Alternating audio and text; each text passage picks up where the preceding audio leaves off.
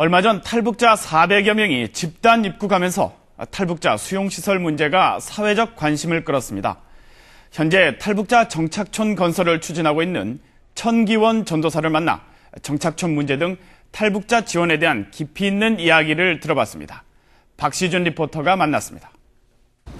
네, 얼마 전에 제3국에서 약 460여 명의 탈북자가 우리나라에 대거 입국했습니다. 이제는 약 5,700여 명의 탈북자가 남한에서 정착하고 있는데요. 이런 추세로 간다면 앞으로 탈북자의 수가 10,000명을 넘어서는 것은 시간 문제가 아닐까 합니다. 이런 시점에서 우리는 이제 탈북자 문제를 좀 더 깊이 있고 신중하게 들여다볼 필요가 있는데요.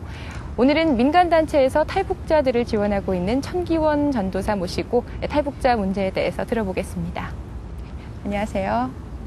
네, 얼마 전에는 제3국에서 탈북자들이 대거 우리나라에 입국을 했어요. 이게 국내적으로 큰 반향을 일으켰는데 그럼에도 불구하고 아직도 이 제3국에 있는 탈북자들의 수가 굉장히 많을 거라고 생각돼요. 이 현황이 어떤가요?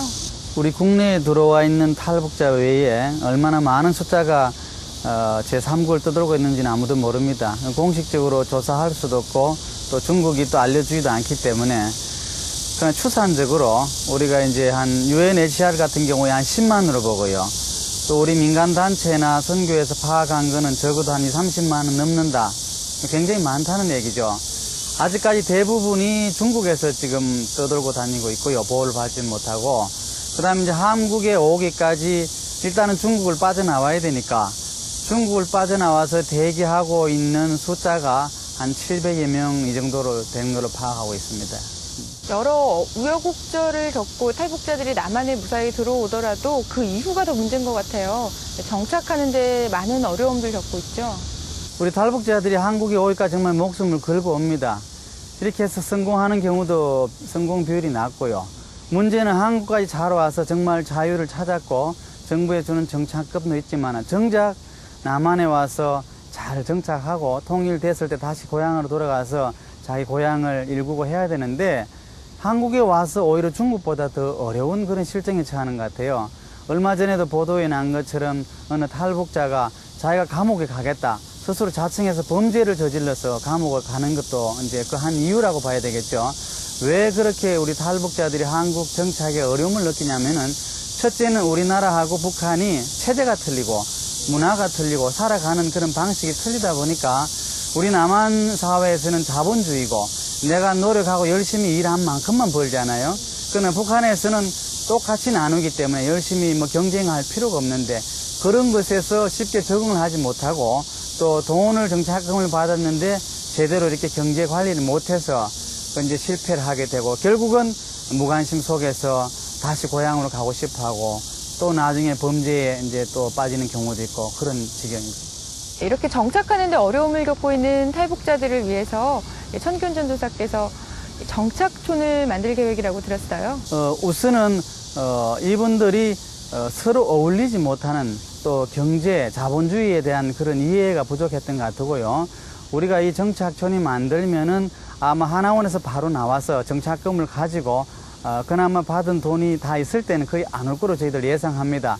대부분이 한 2, 3년 한국에 정착하고 거의 자금도 없고 정말 이제 직장 생활을 실패해본 분들이 오지 않을까 우리는 그렇게 예상을 하고요. 그분들을 위해서 우리 이제 기초적으로 주택이라든지 그런 기반 시설은 우리가 이제 제공해 드리려고 합니다.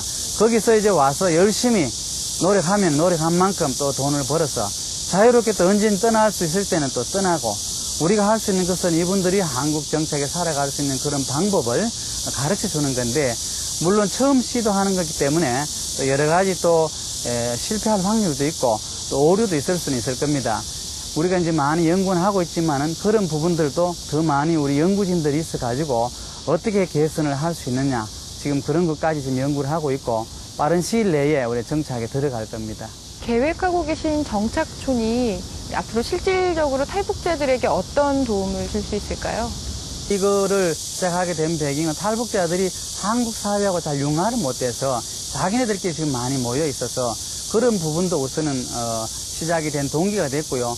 그럼 여기에 탈북자들만 모여 사는 마을이라면 그런 마을은 만들어서 필요가 없는 거죠. 북한에 또 따로 있는데 여기 와서 또 고립적으로 산다면 그거는 아닌 것 같고, 우리가 지금 계획하고 있는 것은 그분들만이 모여 사는 마을이 아니고 뭐 한 2대8 비율로 우리 한국 분들도 같이 어울려서 정착하는, 그리고 우리 한국 분들이 가는 분들은 그분들의 기술을 여러 가지 가르쳐주는 어울림의 연습이지, 우리 탈북자들만이 모여 사는 딴 마을이 아니기 때문에 그 부분 오해들이 있는 것 같아요.